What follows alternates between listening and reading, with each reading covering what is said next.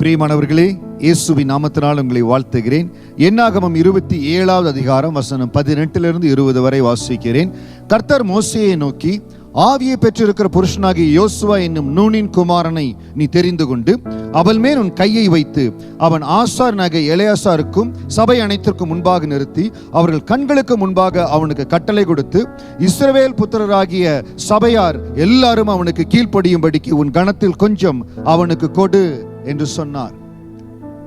ஆண்டவர் தாமே மோசேக்கு பிறகு யோசுவாவை தலைமைத்துவத்தில் வைக்கும்படியாய் திட்டம் கொண்டிருந்தார்.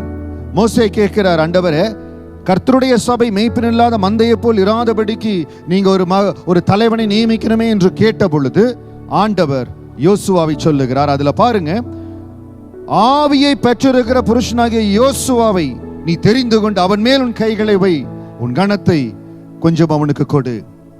ஆவியை பெற்றிருக்கிற மகனாகிய யோசுவா, லட்சம் ஜனங்கள் பல பேர் இருக்கிறாங்க. ஆனால் மோசேக்கு பிறகு அந்த தேவ திட்டத்தை நடத்தணும். தேவனுடைய இருதயத்தில் இருக்கிற அந்த தேவ திட்டம் நிறைவேறணும். கர்த்தர் ஆபிரகாமுக்கு கொடுத்த வாக்கு தத்தத்தை, அந்த கானான் தேசத்தை அந்த ஜனங்களுக்கு பங்கிட்டு கொடுக்கணும். அது யார் செய்ய முடியும்? யோசுவா தான் செய்ய முடியும். ஏனென்றால் அவன் ஆவியை பெற்ற புருஷன். அருமையான தேவ ஜனமே, இன்றைக்கு பெரிய காரியத்தை செய்யும்படியாய் வாஞ்சிக்கிறோம். பெரிய திட்டங்களை செய்யும்படியாய் வாஞ்சிக்கிறோம். வேலை இடமா இருக்கலாம், படிப்பா இருக்கலாம், ஊழியமா இருக்கலாம். நான் பெரிய காரியத்தை செய்யணும். நிச்சயம் ஆண்டவர் நம்ம ஒவ்வொருவரையும் பெரிய காரியம் செய்யும்படியா தான் அழைத்து இருக்கிறார். ஆனால் அது எதுக்கு முக்கியம் அப்படின்னா, ஆவியை பெற்றிருக்கணும். தேவன் கொடுக்கிறது தேவ ஆவியை பெற்றிருக்கணும். இன்னைக்கு ஒரு பெரிய காரியத்தை செய்ய நீங்க முற்படுறீங்க, அந்த தேவ ஆவியானவர் உங்களை நிரப்பணும். அதற்காக ஒப்பு கொடுங்க. அந்த தேவ ஆவியானவர் நம்மை தெரிந்து கொள்ளணும். இந்த காரியத்திற்காக இந்த திட்டத்தை நிறைவேற்றும்படியா உங்களை தெரிந்து கொள்ளணும்.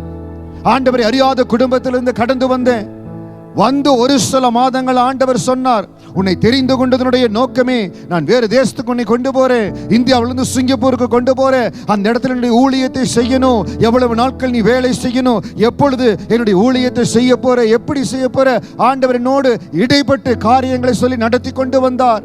படிப்படியாய் அந்த ஊழியத்தை செய்யும்படியாய் அந்த தேவனுடைய அந்த அட்வைஸ, தேவனுடைய ஆலோசனை பெற்றுக்கொண்டு அந்த தேவ ஆவியில நிரப்பும்படியாய் என்னை கவனமாய் காத்து கொண்டேன். எத்தனையோ இடத்துல மேன்மை, உயர்வு, தயவு, புதிய புதிய வாசல்கள் திறக்கப்பட்டது. ஆனால் என்ன வாசல் திறக்கப்பட்டாலோ தேவ ஆவியை பெற்ற புருஷனாய் நீங்க இருந்தீங்கன்னா, கர்த்தர் என்னை வைத்த அழைப்பில் நான் இருக்கணும். அப்பொழுது தேவன் என்னை நடத்துவார். இன்னைக்கு யோசுவாவை போல பெரிய காரியம் செய்யணும். கர்த்தர் உங்க மேல வைத்த காரியம் நடைபெறணும். அந்த தேவ ஆவி உங்களுக்குள் ஆண்டு கொடுத்துக்கிற அந்த ஆவியை பாதுகாத்து கொள்ளுங்க. எப்பொழுதும் அந்த தேவ ஆவியில நான் நிறைந்து கொண்டே இருப்பேன். அந்த தேவ ஆவியில ஆண்டவருக்கு பயப்பட்டு, அந்த பயப்படுகிற இருதயம், தேவனுக்கு பயப்படுகிற இருதயம் யாருக்குள்ள அந்த தேவ ஆவி இருக்குதோ கர்த்தருடைய சுத்தத்துக்கு பயப்படுவாங்க. அப்பொழுது என்ன நடக்கும்? கர்த்தரே உங்களை உயர்த்துவார். அருமையான தேவ ஜனமே, இது ஒரு அடையாளம்.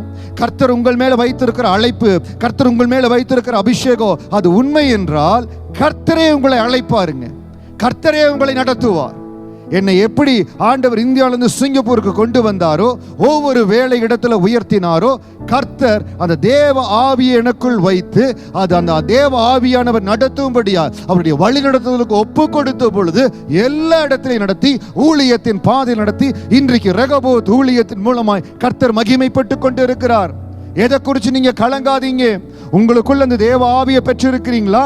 அந்த தேவ ஆவியானவர் உங்களை எப்படி நடத்துகிறாரோ அதற்கு விட்டு கொடுங்க. இந்தியாவிலிருந்து சிங்கப்பூர் வருகிற பொழுது எந்த ஒரு எதிர்பார்ப்பு இல்லாதபடி, ஆண்டவரே நீங்க நடத்தணும், உங்க திட்டம் என் வாழ்க்கையில் நடக்கட்டும், உங்க ஊழியத்தை செய்கிறேன்னு சொல்லி ஒப்பு கொடுத்தேன். இன்றைக்கும் ஒரு சிலர் கலக்கத்தில் இருக்கிறீங்க. ஆவியானவர் உங்களோடு பேசுகிறார், இந்த பாதி எடுக்க சொல்லுகிறார். நீங்க யோசித்து கொண்டு இருக்கிறீங்க. உங்களுக்குள்ள இருக்கிற தேவ ஆவியானவர் உங்களோடு பேசுவாரே ஆனால் உங்களுக்கு ஒரு திட நம்பிக்கை இருக்குமானால் உறுதியா தேவன் கொடுக்கிற பாதையில கடந்து போங்க.